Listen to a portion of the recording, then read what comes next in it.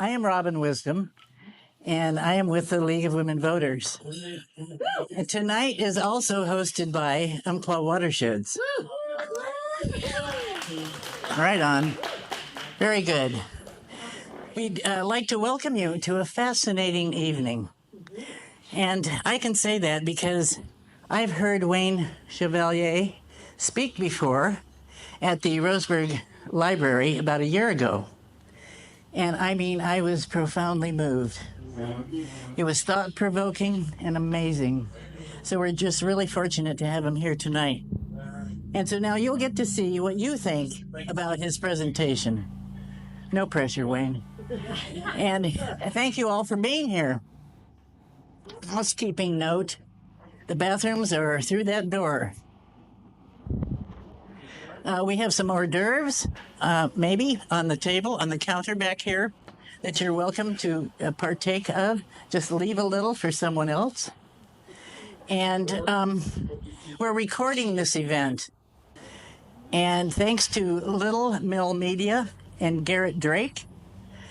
And be sure to sign up on the email list so that you can receive a notification when the recording is posted on YouTube. Now then, first we will hear from Wayne Chevalier. After his presentation, we'll have a short Q&A session, so please save your questions for then. And then we'll hear from Diana Pace, our Umpqua Watersheds Wilderness Committee Coordinator, and we'll hear about the Crater Lake proposal, wilderness proposal. And now I have the honor of introducing Wayne Chevalier.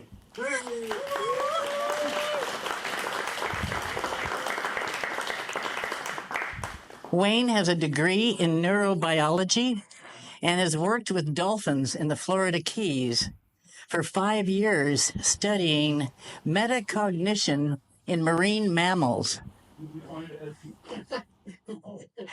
He's worked for 30 years in wilderness as a wilderness trail manager. And so he lives in Azalea and Port Orford.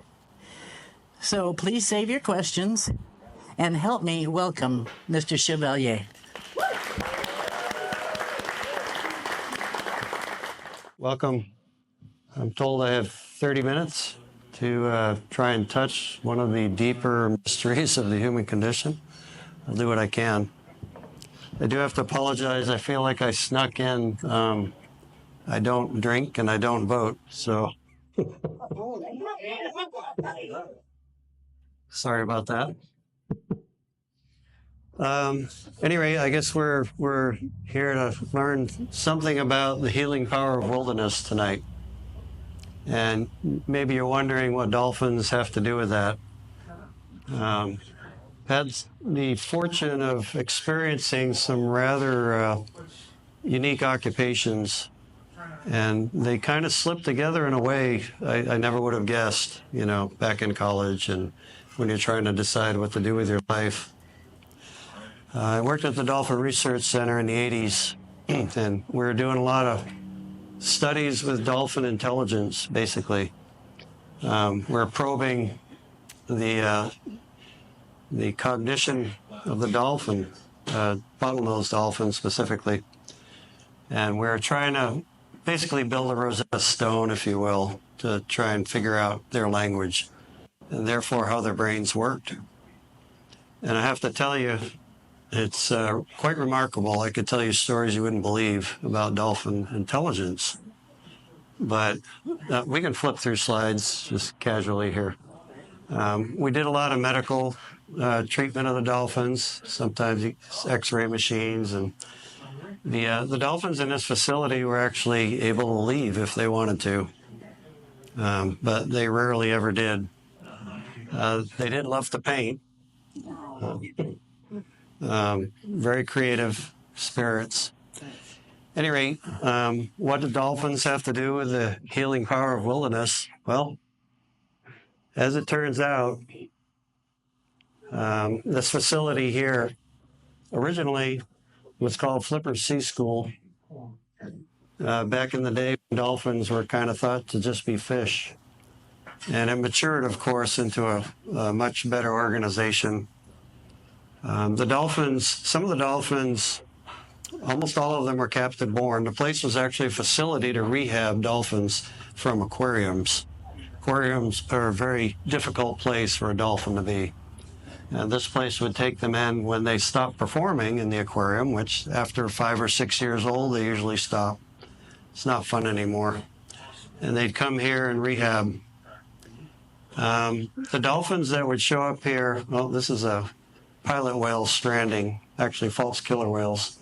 We'd go out and rescue stranded whales sometimes too, but the dolphins that came were usually captive born. And that would turn out to be an extremely significant thing when trying to understand their language and, how they can communicate. Occasionally, early on, they'd have wild dolphins come in. There was still, at that time in the early 80s, there was the ability to capture dolphins and put them in aquariums. And that was changed thanks to this place, for one, advocating stopping that. The wild dolphins that were brought in, one of the hardest things to do is teach them to eat dead fish. It's not natural for them to do that. And literally, a dolphin will starve before it'll eat a dead fish. And something very unique happened, or we were able to observe, when a dolphin from the wild would come in and need to start learning to eat those dead fish. If they were put in the same pool with a captive-born dolphin, it would take a long time for that dolphin to communicate to them that we eat dead fish here, not live fish. If the dolphin in the pool they were put in with had been wild itself and domesticated, it took maybe an hour for that dolphin to learn that we eat the fish dead. The communication was direct. We did a lot of experiments to try and understand, how dolphins communicate. Basically, we'd have two dolphins that could speak to each other but not see each other. We'd ask one dolphin to do something, and they'd only get a reward if the other dolphin did it as well. So they literally had to tell the dolphin what to do. And the more complex the assignment, the more we could understand, the vagaries of their language. At any rate, their language is very, very different than ours. They speak in pictures rather than words, which, if you think about it, we kind of do too. If I say the word orange, the image of an orange may come into your brain. They actually project the picture of an orange when they're speaking to each other. So it'd be like me actually being able to make an orange appear. The way they use their brain, very, very different than we do now. And we were trying to understand their language, but our shortcoming didn't really show up at that time. We didn't have computers fast enough to, really discern the data we needed. But one of the bigger problems we didn't even know at that time we were encountering was we didn't really understand our own brains and how our own languages work. So I left the Dolphin Research Center in the early 90s, came to the wilderness for just kind of a fun summer, and I never left. Kind of got stuck working in wilderness for 27 years. So we can go ahead now to the other slides. Working with dolphins had allowed a certain amount of interspecies communication, if you will. The captive dolphins were able to teach us, much the way a dog or a cat can talk to us and tell us what's been around and what they see or smell. Compared to a wild lion or a wolf, we probably wouldn't understand very well. They're kind of they bridge that language gap, just like the wild dolphins who became captive and then could still communicate with the wild dolphins. They could speak wild Delphinese, if you will. The captive-born ones could not. And working in wilderness for 27 years as a neurobiologist, I got to watch how my own brain changed.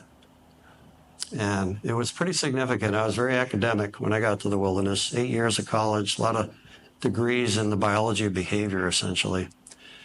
Studying the human brain and how we think, if you will. And something very mysterious happened when I started spending time in wilderness. Something I was able to study pretty thoroughly while out there, but also while coming back from wilderness. And in the course of 27 years, I did over 150 eight-day trips into wilderness with a clan, if you will, with a crew. This is my clan. And we spent a lot of time working trail crews, crosscut saws, very few artifacts, just whatever we carry in, and working 8 days at a time. And that time period out there, we found out if you go in the wilderness, let's say for a couple of days, you may not fully absorb the impact of changing the environment. It actually takes more than a couple for your brain to stop reverberating with whatever the abstract culture we inhabit out here had you, participating with. And interestingly enough, although I don't quite agree with a lot of his theories, Sigmund Freud actually said something very unique that actually did really ring a tone. He called our dream day the 24-hour or 48-hour period before and after we have our dreams, that our subconscious brain actually pulls from. And the part of our brain that dreams, mind you, has not really ever been tamed like the rest of our brain by civilized environments. So it's pretty free to conjure up some pretty funny things, right? You go in the wilderness, if you go in for 4 days, it's not enough time for your subconscious to show itself, so to speak, in the wild environment. It really takes about 8. And I did it enough times to appreciate that that's actually true. Why is that so important? Well, there's a very profound mystery in being a human being, especially a modern one. And, the maladies we seem to suffer in our modern environments. And that mystery actually revealed itself in all those years in wilderness as a neurobiologist, but also remembering what I had learned from the dolphins. When we go into wilderness, there's one thing that is very dominant, or I could say that in civilization is very dominant, and wilderness is missing.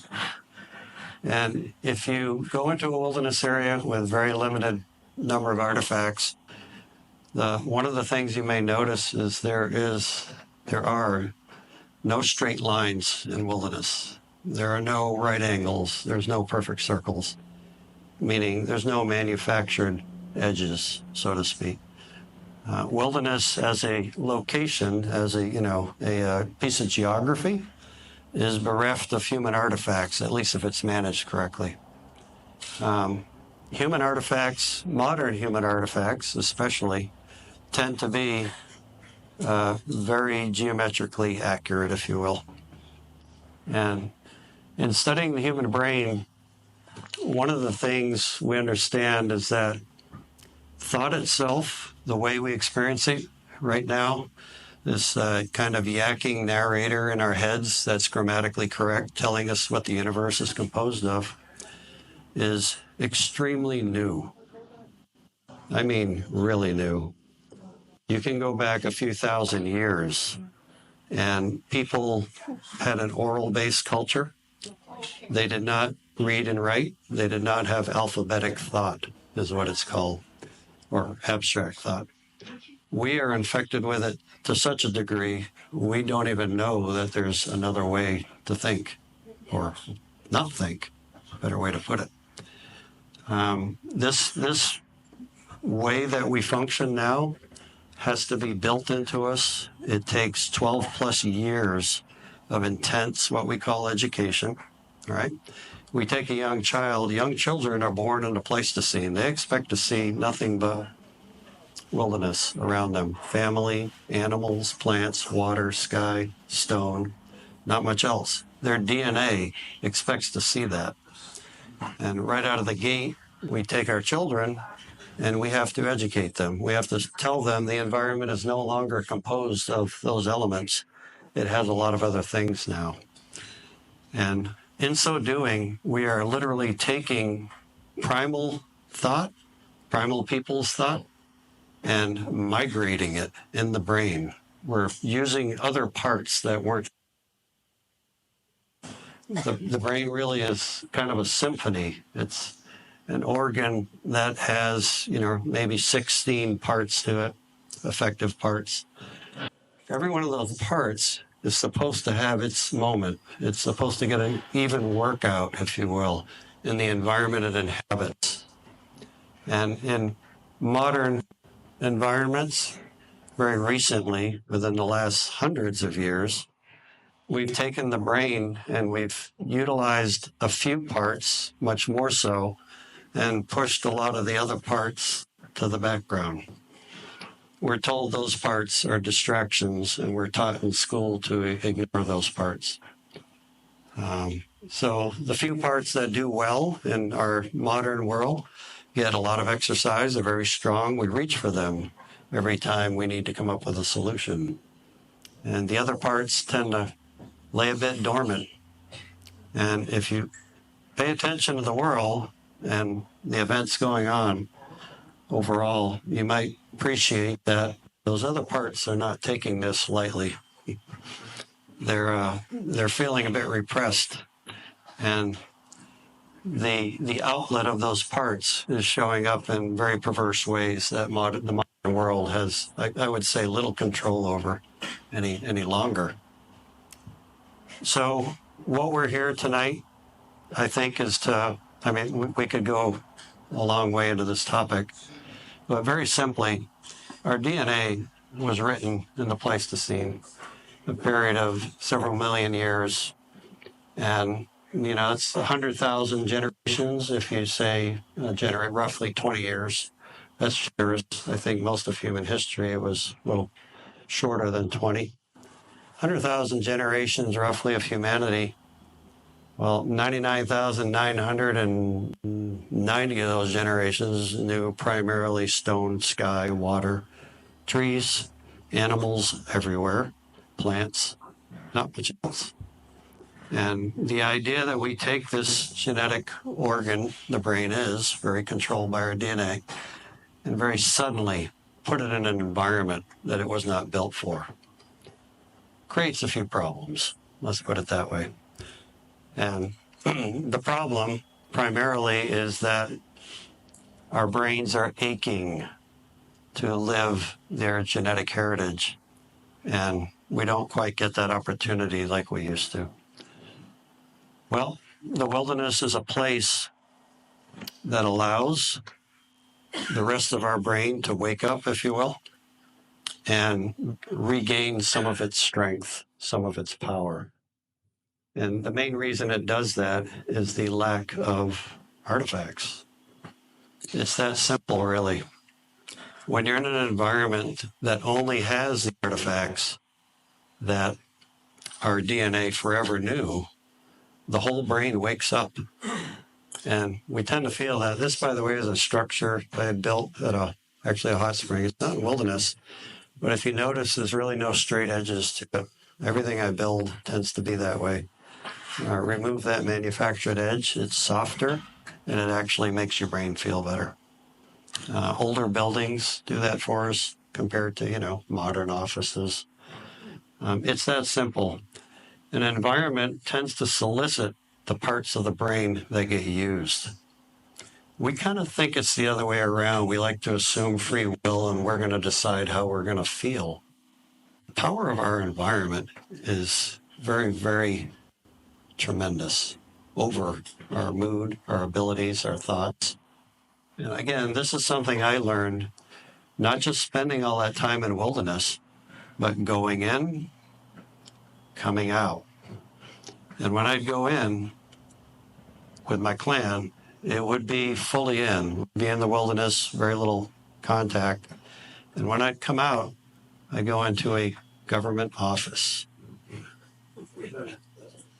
So the transition was so extreme that a pattern started to emerge. And being a neurobiologist, I got to really pay attention and watch that pattern. And ultimately, I tended to notice that while in wilderness, abstract thought itself would taper off and the rest of the brain would wake up. And you'd see faces in trees everywhere. You'd hear all the creatures. I mean, nature speaks to us all the time. Not just nature, but our proprioception, our subconscious mind is constantly paying attention to the language of the environment around us. So the language of, the modern world is reaching our brain, and it's doing things that we may not be aware of. Same for the natural world. It reaches our brains and wakes up the parts that we've been told to put away a long time ago. Anyway, no straight lines. Geometry is a myth. It's a civilized myth, if you will. But wilderness or wildness, I got to tell you, it's not just in the wilderness, it's everywhere. And when your brain gets all of its parts working again, you start to see it everywhere. It's in the grass coming through the crack in the sidewalk. It's in the howl of a dog when an ambulance goes by. It's in young inner city boys forming gangs. There's primal humanity everywhere. Wilderness, as a healing agent, can help you get your brain whole again. It's an important place to find that.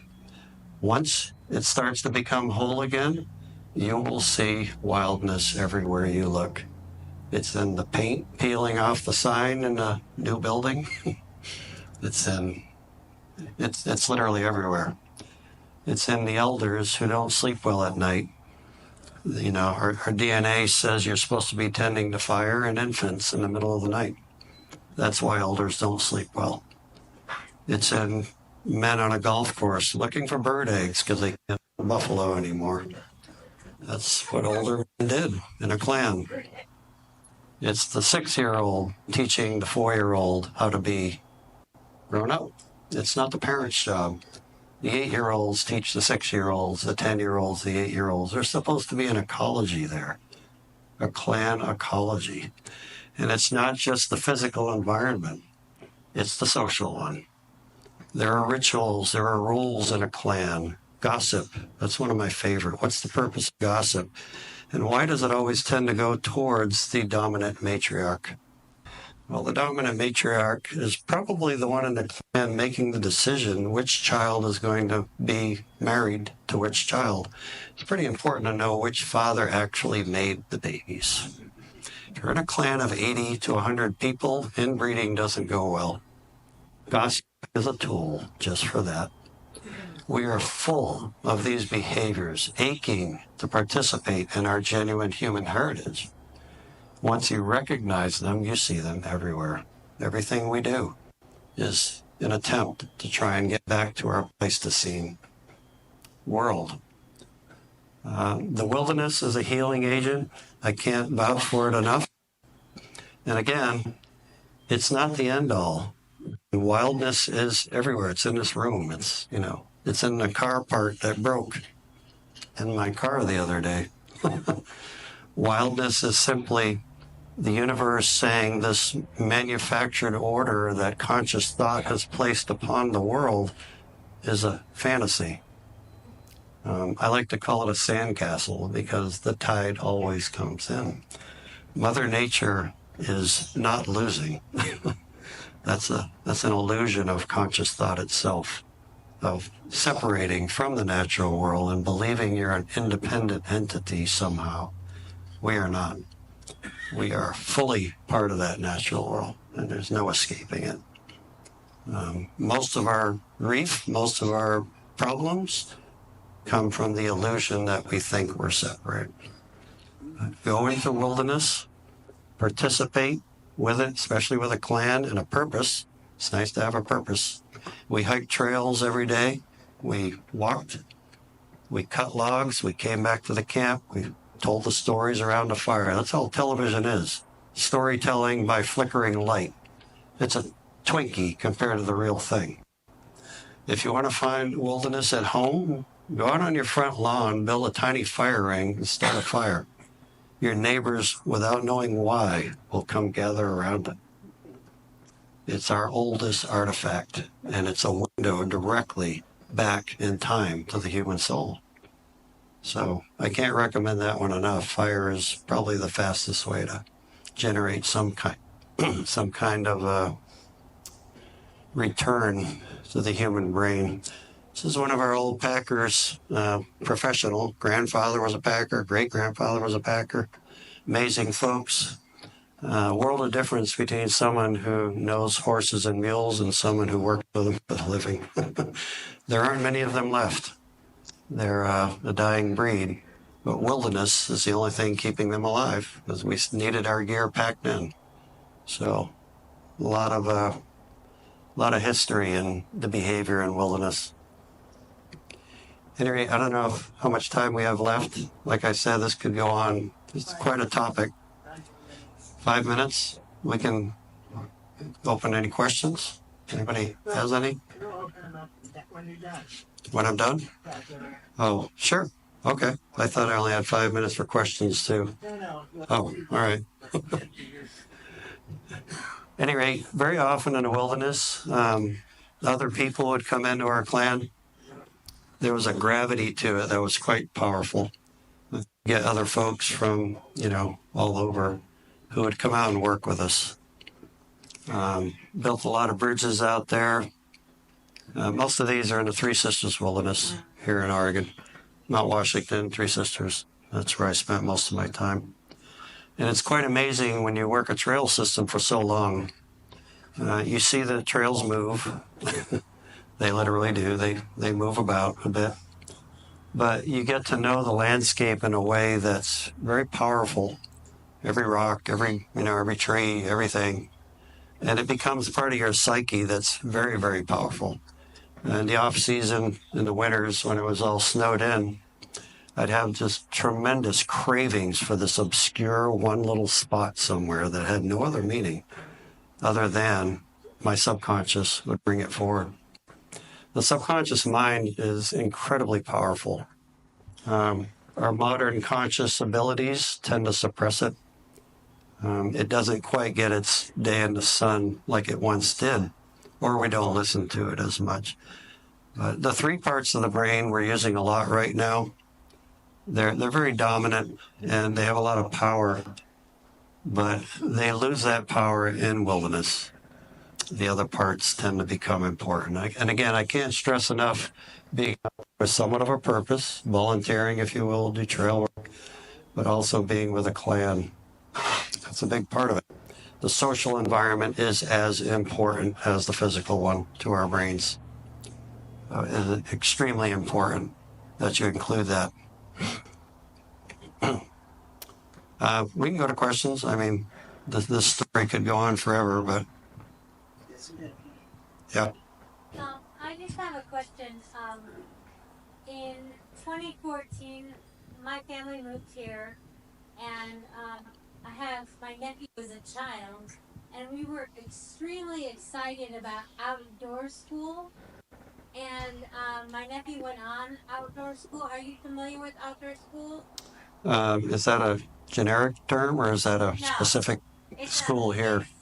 It's a program where fifth graders get to go out into the wilderness for a few days. Oh, okay. I hadn't heard of it, but Yeah, and we were really excited about that. And my nephew came back from that program, really excited about the wilderness, about the environment. I mean, it had a huge impact on him. You haven't heard of it, but I was curious if you or any of your colleagues have done any research about academic or behavioral progress post an outdoor school. If there's been any research done about how children may have grown being out in the environment. we want to support outdoor school as much as we can. From our own personal experience with my nephew, having it be such a positive experience. Yeah, I can't think of anything more important, to tell you the truth, than getting children out in nature. At the Dolphin Research Center, we're doing research with autistic children, working with the dolphins, and greatly successful to help those autistic children, to function better working around dolphins.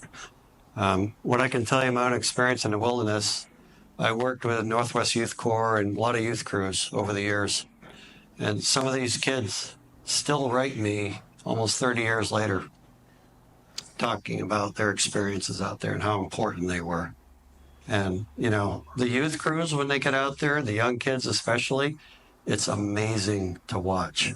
The primal behaviors that come out are unshielded, sometimes a little wild.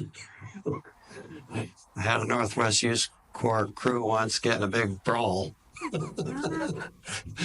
deep in the wilderness. It was quite an experience, but the impact on the youth cannot even be measured, I don't think. To get their brains fully developed, there's critical time periods for this. And as a child is aging, really, really critical. If a child does not experience and touch nature early on, it can be difficult the rest of their lives to understand the natural world and function with it, especially with animals, the others, and plants. And so exposing children, it's almost a no-brainer. But as far as actual research done, I haven't heard of anything myself recently, but it's a no-brainer. If you really want to read more about that, look into Paul Shepard's works, Coming Home to the Pleistocene, where he actually, walks through the specific exposure and, basically culture that children need to go through to be, functional, if you will, functionally human. Yeah, good question. Someone else have one? Well, to tag along with that, I'd like to say that recently you have several ones. You didn't need a microphone. So, that research recently has discovered that between 6 and 8% of the population in the United States, children, have ADHD. Now that's a big swath of humanity, and I don't know it was like that 70 years ago or so. Because of vaccine. But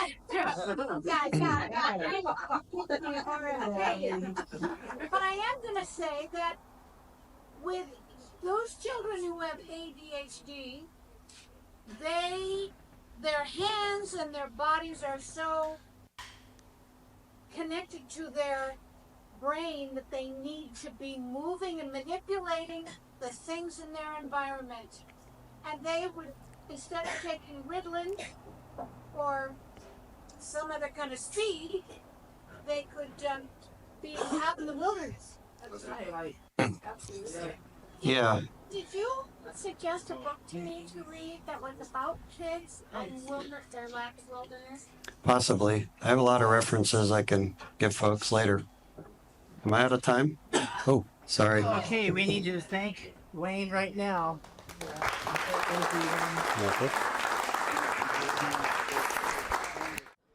I would now like to introduce a good friend of mine, a hard-working woman who is Diana Pace, the Umpqua Watersheds Wilderness Committee Coordinator. And she's going to tell us about the Crater Lake Wilderness Proposal. So come on up, Diana. If enacted, the proposal would provide a 90-mile wildlife corridor and protect the headwaters of 6 watersheds: Umpqua, Klamath, Rogue, Willamette, Little Deschutes, and Spring Rivers. Diana is a member of Umpqua Watersheds and has hiked extensively in the proposal areas. Diana. Okay, so, people say, why wilderness? Why do we need wilderness? Well, wilderness is the highest protection that can be given to land and waters. It protects it from resource extraction, road building, development, things like that. So, central to this project is to create a wilderness designation for 160,000 acres of the Crater Lake National Park backcountry. It would not affect the current developed areas. The former park supervisor advocated for wilderness protection for decades. 50 national parks have backcountry wilderness designation, so it's an established concept. 80% of national park lands and waters are managed as wilderness. So we want to create, as Robin mentioned, we want to create a 90-mile wilderness corridor along the High Cascades by creating the Sawtooth Mountain Wilderness in between Mount Thilson and Diamond Peak wildernesses. That would create the contiguous pathway. Approximately 340,000 acres would be enacted by enlarging the Mount Thilson and Sky Lakes wildernesses, enlarge the Boulder Creek and Rogue Umpqua Divide wildernesses, and add high-value roadless areas along the corridors of the rivers, thus protecting roadless areas, old growth, and biodiversity, and creating corridors for high-quality wildlife and plant habitat, and protecting rare and native animals and plant species. So we would be protecting the headwaters of Southern Oregon major rivers, the North and South Umpqua, the Spring, the Rogue, Klamath, Little Deschutes, and Middle Fork of the Willamette. Okay, so next slide. Great. So we want clean, cold water for our fish and for our communities, and all those rivers do lead to our communities and water. So logging reduces groundwater, and wilderness supports groundwater. And there are many recreation opportunities in these wilderness areas: hunting, fish, hike, camp, horsemen, boating, and there is handicapped wheelchair use is permitted on wilderness trails, even motorized. So our handicapped brothers and sisters can join us in the wilderness. We have the support of sportsmen's groups, backcountry horsemen, Wilderness Watch, Great Old Broads for Wilderness, and other organizations. All right. And as Wayne talked about, the wellness and spiritual rejuvenation, the National Institutes of Health found that healthy wildlife habitat is critical for human health. All right, next slide. And the economic benefits. Outdoor recreation is a major contributor to the economy of Douglas County. In 2019, local recreationists and visitors spent $375 million in Douglas County. And statistics show that a town within 2 hours of designated wilderness, people choose to buy homes, start businesses, and retire in places with high level of environmental amenities. The Crater Lake Wilderness proposal represents a major economic opportunity for surrounding gateway communities, such as increased tourism, new business opportunities, jobs, and long-term sustainability. Key industries are lodging, dining, guiding, services, and providing equipment. As a Crater Lake Wilderness hub, Roseburg could expand its role as a starting point for wilderness visitors, benefiting tourism services and outdoor retail growth. Visitors would create demand for gear shops, bike shops, and ecotourism outfitters. Areas near Mount Rainier and the Olympic National Park saw a 20 to 30% increase in small business revenue after wilderness expansions.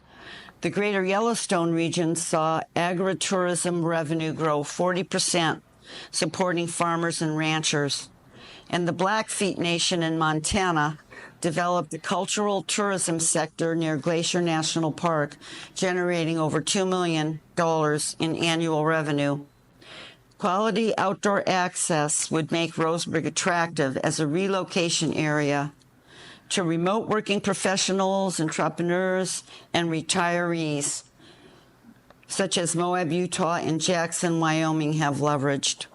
All right, next slide. So of the top 10 carbon forests in America, 6 of them are in Oregon. Carbon is sequestered in old forests, much more than in younger stands. Maintaining fully functioning ecosystems combats climate change. In a natural, unlogged forest, the natural propagation of new trees comes from existing DNA that has evolved over thousands of years. DNA that represents genetic material that supports adaptation to changing conditions and chaotic climate. All right, next slide. So, the light green shows present wilderness areas. I guess this is going to work as good. And the dark green shows the proposed wilderness areas. So, yeah, it's on. It's just not good in this. See, it's just not good there. Okay, so the dark green. So let me go over. Oh, where did that pointer go? Janice, my hero. Okay, so we'll start with the dark green. That is the Crater Lake backcountry in the wilderness proposal. And then north of that is the Mount Thielsen Wilderness. And then there would be the Sawtooth Mountain Wilderness, above that Diamond Peak Wilderness. And down here we have the Sky Lakes Wilderness. So this is demonstrating the 90-mile High Cascades Wilderness Corridor. And then we have the, up here, the Boulder Creek Wilderness that we want to expand there. And then this is the Rogue-Umpqua Divide Wilderness that will add, you can see the light green is present and the dark green would be the expansion. And then I want to show the rivers. So we have the North Umpqua, the South Umpqua there, and those are the sites that will, and okay, and then the Rogue, I'm having a hard time seeing this, but anyway, the Rogue's over here. Klamath River comes out of this corner of Crater Lake Park. The Rogue River comes out of this corner of Crater Lake Park. Wait, Rogue River. Anyway, this corner. So, all right. Anyway, I just wanted to point out some of the areas, North Umpqua, South Umpqua, Rogue River, and then the continuous corridor. And then over here, all right. I can just see dropping it or something. Got it. Okay, and then over here, it shows our, yeah, okay. Thanks, Ken. You should be doing this. Okay. Then over here, just showing the corridors that we were talking about, the, wildlife and plant corridors would be created. And also, I don't know if you can see this dotted line here. That's the Pacific Crest Trail. So this, that runs through this 90-mile corridor here. And I think you can see better here the rivers, the North, the South Umpqua, the Rogue, and the Klamath over here. So, all right, for just a few of them. Okay, so I'm done on that.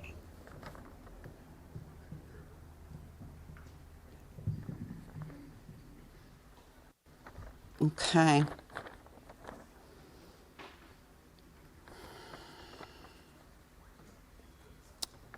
So by protecting old-growth native forests, wilderness serves as a bank by holding the DNA deposits of trees and vegetation that have withstood numerous natural events and disasters. These remaining roadless areas house abundant biological diversity and have not been cut and replanted with monoculture. These native forests are directly genetically linked to the time of Mount Mazama's eruption, approximately 7,700 years ago and older. So go ahead and go to the next slide. Let's see. Twin Lakes, one of our favorite places. And I want to mention a little bit about wildfires, because that's a big question we get. And old growth forests do not burn as intensely as young forests and with large margins of survival. Fire can be fought in wilderness where there's danger to human infrastructure is nearby and mechanical forces can be used. And even at Twin Lakes there's been patches of fire, but it's still a beautiful forest. All right, let's see, next slide. And again, just a picture of some beautiful old growth forest. All right, next slide. And some of the wildlife that lives in these roadless areas and wilderness areas. Go ahead. You can go right through those.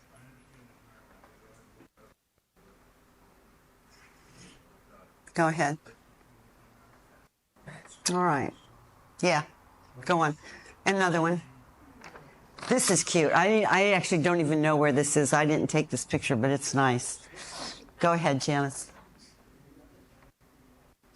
Okay, so talking about, wildflowers. We all love wildflower walks. In this July, Ken Carloni is going to be taking us to Crater Lake National Park for a botany hike.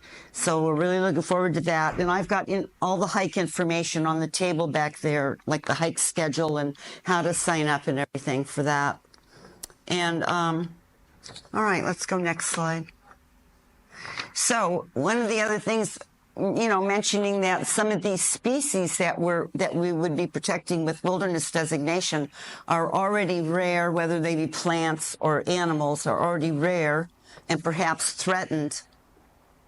And so, by keeping clean, cold water, roadless areas and clean, cold water, it will help protect these species. Okay, next slide.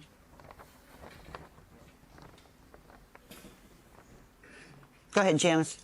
Oh, got it. So this is the Big Bend's hole for summer steelhead, which is up the North Umpqua, up Steamboat.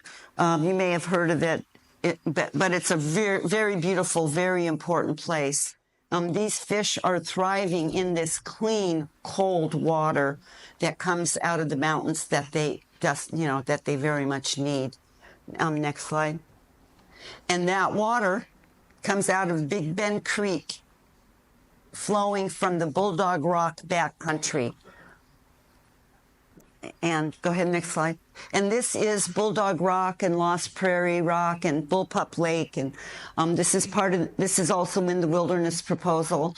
It's a very special geologic area. It's got high mountain meadows and rock formations, and it's just pristine and beautiful, and we want to keep it protected. That will be one of our hikes also. In July, we'll be going there. Okay, next slide. And this is Sawtooth Mountain and Indigo Lake. This is in the wilderness. Let me get some water. Shoot. Put my water down there.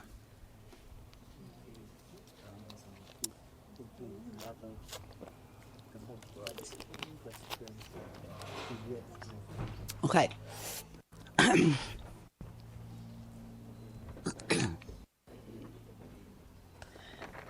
Sawtooth Mountain and Indigo Lake that are currently in the Oregon Cascades Recreation Area. And by putting them in the wilderness proposal, it will have higher protection. Okay. We'll be going there this summer too, in August. I'm leading a hike there to. Okay, so this is Alan Bunce. Can you tell me what this picture is? Cowhorn Mountain. Yeah, I knew you would know. So that's Cowhorn Mountain. Okay, next slide. That's also Cowhorn Mountain. So Cowhorn Mountain is also in the proposal. It will be in the Sawtooth Mountain Wilderness section. And it is also currently in the Oregon Cascades Recreation Area. It's actually off the Pacific Crest Trail. So if you go to Windigo Pass, you would go north on the Pacific Crest Trail to get to the trail to the top there. And the views are fantastic up there. It's about a 9.5-mile hike. Uphill one way, but downhill the other way. All right. Go ahead. So Upper South Umpqua, again, these are sites in the proposal that we will be protecting. Beautiful area. Clean cold water comes out of these tributaries and into the South Umpqua. Okay, next slide. Oh, and we'll be going there. Yes, that's our June camping trip, is exploring the sites on the South Umpqua River. Okay, Boundary Springs. This is the headwaters of the Rogue River, which will be in the Crater Lake Backcountry Wilderness area, because it's in the backcountry of Crater Lake Park. That's also a good hike. I don't have it on the schedule this year. We've gone there in past years. Yeah, it's a pretty easy hike. It's a good one to look up and check out. Okay. And this is just, to me, the place you want to be. That crystal clear water, floating along, watching the wildlife. That's probably Bob Honey in the boat there. All right, next picture. And again, this is just, yeah. And again, this just shows these, clean, cold tributaries to these rivers, roadless areas and tributaries that we want to protect. Okay, next slide. So this is Warm Springs Falls, which is also in the wilderness proposal. This is outside of, it's in the Lamola Lake area. And it's a really beautiful place to visit. It's a really short, easy hike for all levels of ability. It's handicapped access. It's just a smooth, level trail, no rocks and tree roots and stuff. So that's a nice place to go visit. Okay. And that's Toketee Falls. I think we all know Toketee Falls. Yes, I'm so sorry to interrupt you. In the mic. Thank you. Thank you. Okay, so Toketee Falls, we all know Toketee Falls. That's in the proposal also. Next. Okay, so there's Mount Filson, and that is the...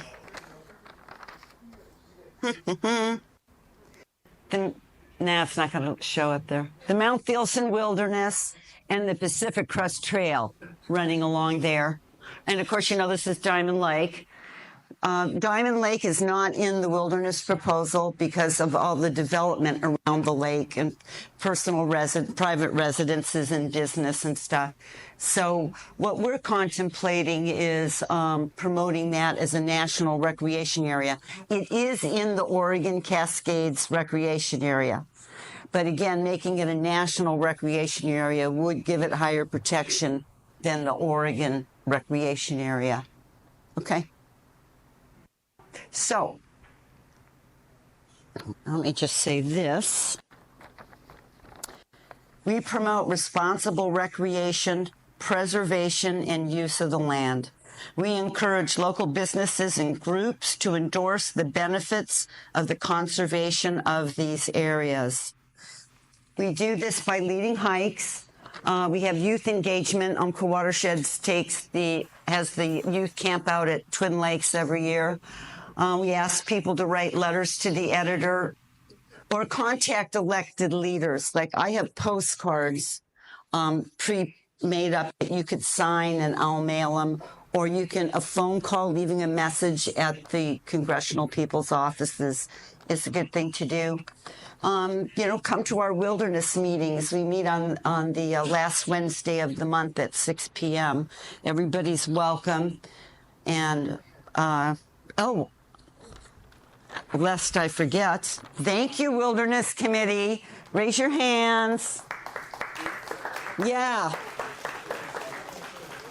These are our wonderful, Robin and Gerald. Did you raise your hands too? There. Yes. Okay, so these are the wonderful people that are working really hard on this and making it happen. Some of these people have been doing this for 15 years. Some of these people have been working on this for a long time. Is it that 10 years? 2010. So that's 15 years. So, And also, currently, this committee is creating a video that we hired a local videographer to make for us. And we are working on a 10-page pamphlet that's going to be really beautiful. And what we're going to do with those is they'll go to our congressional leaders. And when we do get to Congress to lobby, we will be, hitting the halls and, passing those out. Are we ready for Q&A yet? Yeah, I'm done. That was it. Did I take too long? No. Okay. All right.